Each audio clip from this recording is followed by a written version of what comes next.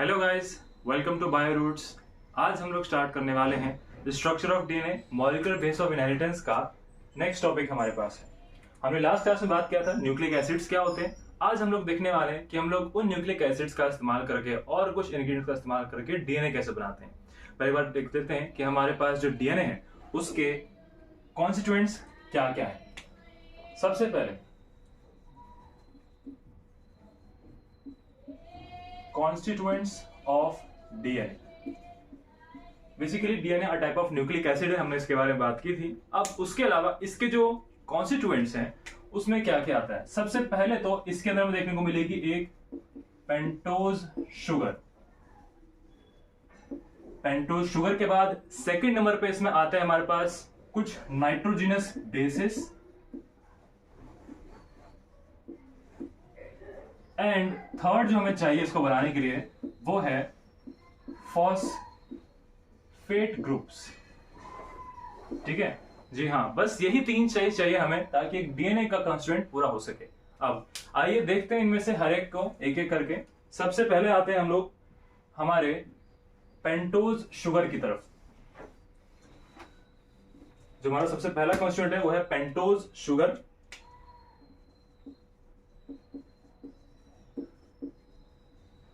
अब ये pentose sugar हमारे यहां पर दो टाइप के लोग इस्तेमाल करेंगे। सबसे पहले आरएनए के लिए अलग और डीएनए के लिए अलग। In RNA we use ribose sugar और राइबोज शुगर का स्ट्रक्चर कुछ ऐसा हमें देखने को मिलेगा।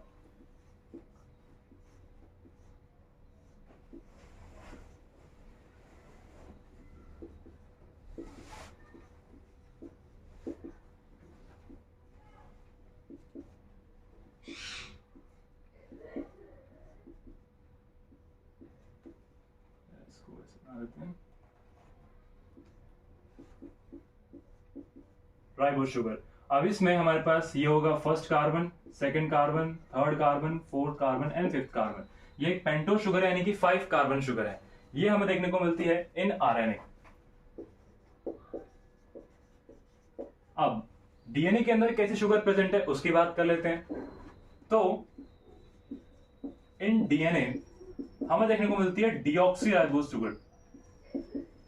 डीऑक्सी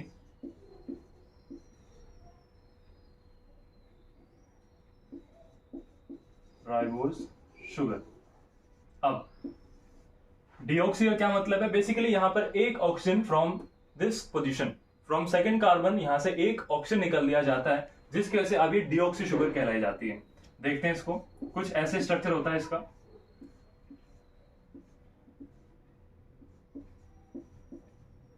यहां से देखो सेकंड पोजीशन से हमारे पास एक ऑक्सीजन गायब होता है, बाकी स्ट्रक्चर हमारा सेम रहने वाला है।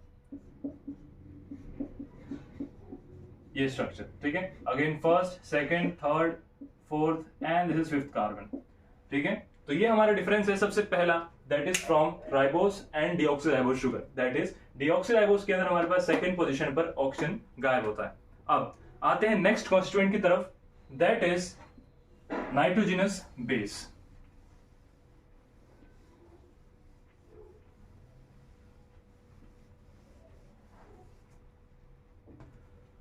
नाइट्रोजिनस बेस की बात करें तो नाइट्रोजिनस बेसिस हमें फर्दर दो टाइप के देखने को मिलते हैं। एक होते हैं प्यूरिन्स और एक होते हैं pyrimidines and pyrimidines. Purines and pyrimidines दो टाइप के नाइट्रोजिनस बेसिस हमारे पास होते हैं। अब इनके एक एक स्ट्रक्चर के बारे में बात कर लेते हैं। पहले आते हैं हम लोग स्ट्रक्चर ऑफ प्यूरिन्स। प्यूरिन्स के स्ट्रक्चर की बात करें तो यहां पर देखिए प्यूरिन्स के स्ट्रक्चर में हमें कुल मिलाकर के दो टाइप के प्यूरिन देखने को मिलते हैं। एक होता है हमारे पास एडेनिन,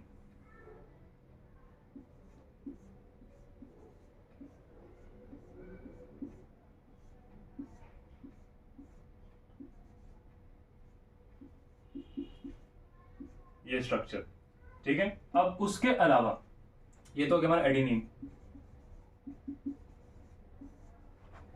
सेकंड जो हमारे पास प्यूरिन पाया जाता है उसको हम लोग बोलते हैं गुआनिन, और वो हमें कुछ ऐसा देखने को मिलेगा।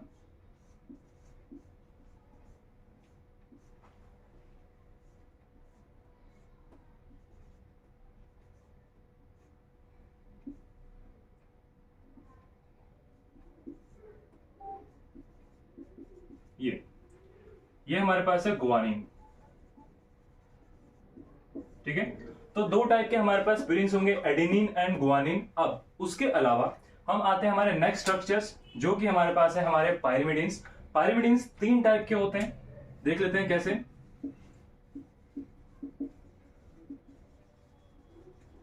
पायरिमिडिन्स 3 टाइप के हैं। सबसे पहला हमें देखने को मिलेगा इधर थायमीन। थायमीन की बात करें तो कुछ ऐसा दिखता है हमें।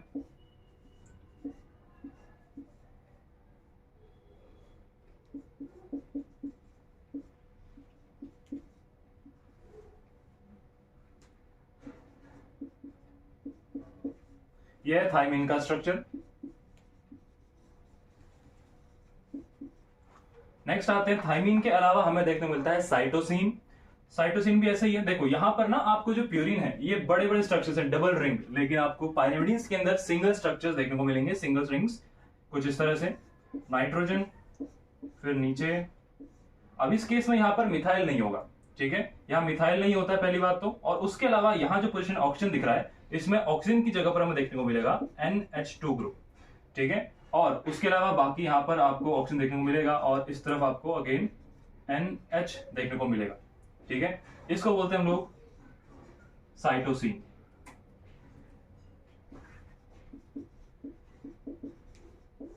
साइटोसिन का स्ट्रक्चर, ठीक है। अब एक लास्ट हमारे पास है यूरासिल। यहां पर जब डीएनए होता है तो डीएनए के केस में हमें सिर्फ थायमीन और साइटोसिन देखने को मिलते हैं। लेकिन अगर हम बात करें आरएनए की, तो आरएनए के अंदर हमें यहां पर थायमीन की जगह पर, इसकी जगह पर एक और दूसरा नाइट्रोजनस बेस देखने को मिलता है, दैट इज यूरासिल। अब यूरासिल का स्ट्रक्चर हमारे पास थायमीन की तरह ही होता है, बस उसमें यहां पर मिथाइल नहीं होता है, ठीक है। स्ट्रक्चर सेम है हमारे पास यूरासिल का, बट यहां पर आपको CH3 नहीं देखने को मिलेगा, बाकी स्ट्रक्चर आपका पूरा सेम है। ये हो जाएगा इधर, then NH double bond oxygen, और ये स्ट्रक्चर जाएगा यूरासिल का, ठीक है। ये स्ट्रक्चर है यूरासिल का। तो कुल मिलाकर के यहां पर हमें टोटल 5 तरह के नाइट्रोजनस बेस देखने को मिलते हैं, जिसमें से 2 प्यूरिन्स हैं और 3 पायरिमिडीन्स हैं। पायरिमिडीन्स के केस में यहां पर दिखाए गए 3 है, बट इस्तेमाल आपके एक समय पर 2 ही होने वाले हैं, क्योंकि डीएनए के अंदर आपको थायमीन और साइटोसिन देखने को मिलते हैं, आरएनए के अंदर आपको साइटोसिन और यूरासिल देखने को मिलते हैं, ठीक है। तो कुल मिलाकर के हमने 2 चीजें पढ़ ली है यहाँ पर। सबसे पहले हमने पढ़ा शुगर किस तरह की होती है, राइबोस शुगर और डीऑक्सीराइबोस शुगर। देन हमने बात की यहाँ पर हमारे जो नाइट्रोजनस बेसिस हैं कितने टाइप के होते हैं। अब हम लोग बात करेंगे एक और कंस्टिट्यूएंट जो कि हमारे डीएनए का है, that is phosphate group. Phosphate group हमारे राइबोस शुगर के साथ ही अटैच्ड होता है, ठीक है।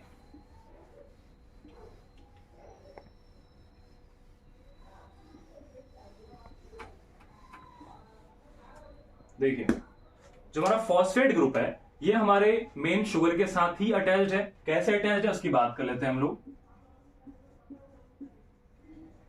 फॉस्फेट ग्रुप, अब इसको देखा जाए तो हमारे पास जो राइबोस शुगर थी, राइबोस शुगर का स्ट्रक्चर ये रहा, ठीक है। मैं राइबोस बना रहा हूं, डिऑक्सी नहीं बना रहा हूं फिलहाल। इधर OH, इधर था हमारे पास HCH2OH, ये है हमारे पास राइबोस शुगर। अब हमारे पास जो फॉस्फेट ग्रुप है वो फॉस्फेट ग्रुप इसी के साथ अटैच्ड होता है। किस तरह से अटैच्ड होता है उसकी बात कर लेते हैं एक बार। तो यहां पर जो हमें हाइड्रोजन दिख रहा है ना, ये यहां से हटेगा और उसकी जगह पर हमारा पीछे जो फॉस्फेट ग्रुप है ये आकर के अटैच हो जाता है, कुछ ऐसे।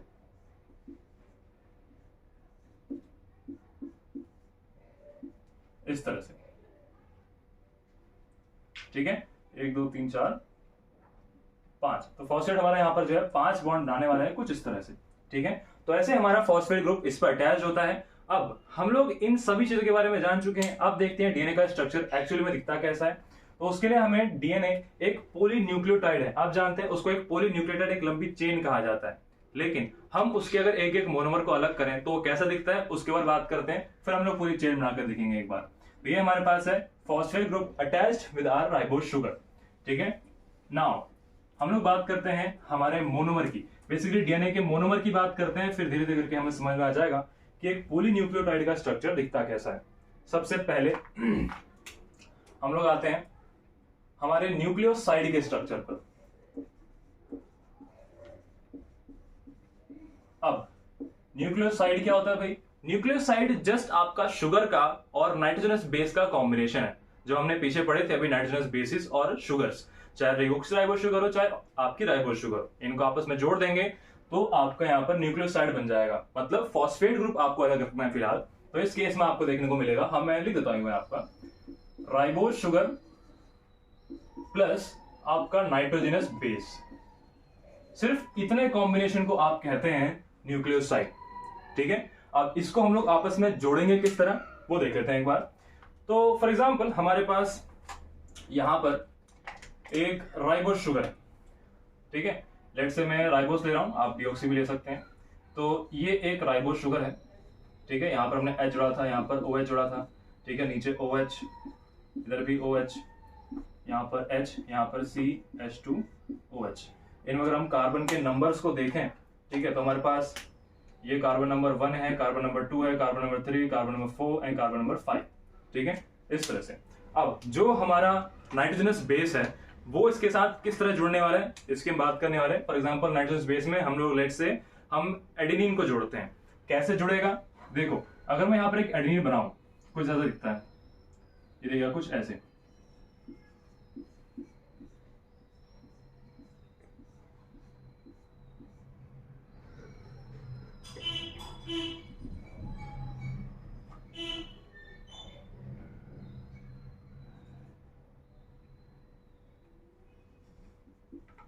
NH2 ये। ठीक है, अब ये स्ट्रक्चर हमारे पास है, ये इसके साथ अटैच कैसे होगा उसकी बात कर लेते हैं। यहां पर जो हमारा नाइट्रोजन है इसके पास जुड़ा रहता है एक H।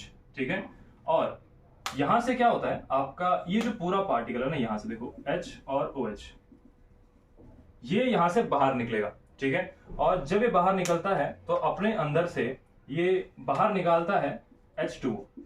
ठीक है, और जब ये H2 बाहर निकाल देगा तो उसके बाद यहाँ का जो पूरा स्ट्रक्चर है आपका ये चेंज हो जाएगा, यानी कि यहाँ से पूरा स्ट्रक्चर आपका इतना गायब हो जाएगा, और यहाँ पर जो है आपका एक डायरेक्ट बॉन्ड फॉर्म होगा इस N और इस फर्स्ट कार्बन के साथ, और इस बॉन्ड को आप बोलते हैं N ग्लाइकोसिडिक बॉन्ड। ठीक है, तो यहाँ पर देखिए ये स्ट्रक्चर कुछ ऐसे जाके जुड़ जाएगा, और इस बॉन्ड को हम नाम देते हैं N ग्लाइकोसिडिक बॉन्ड। ठीक है, अब ये पूरा स्ट्रक्चर जो है आपका यहां से लेके यहां तक, यानी कि ribose sugar plus nitrogenous base, इस पूरे स्ट्रक्चर को हम लोग बोलते हैं न्यूक्लियोसाइड। ठीक है, इसको आप बोलते हैं न्यूक्लियोसाइड। ये पूरा स्ट्रक्चर न्यूक्लियोसाइड कहलाया जाता है। एक बात आपको ध्यान रखनी है कि ये बॉन्ड आपका जो है N ग्लाइकोसिडिक बॉन्ड है। अब ये भी हमारा डीएनए का मोनोमर नहीं है, इसमें भी हमें एक और चीज ऐड करनी पड़ती है, दैट इज हमारा फॉस्फेट ग्रुप। अब वो किस तरह अटैच होता है उसकी हम लोग बात करते हैं। ये हो गया हमारा न्यूक्लियोसाइड। एक बात और ध्यान रखना, इसको ग्लाइकोसिडिक नाम क्यों दिया है, क्योंकि बेसिकली पहली बात तो यहाँ पर आपका ग्लाइको बेसिकली आपका एक शुगर लगा हुआ है। ठीक है, उसके अलावा सिडिक क्योंकि आपका न्यूक्लियोसाइड से फॉर्म हो रहा है, इसलिए इसको आपने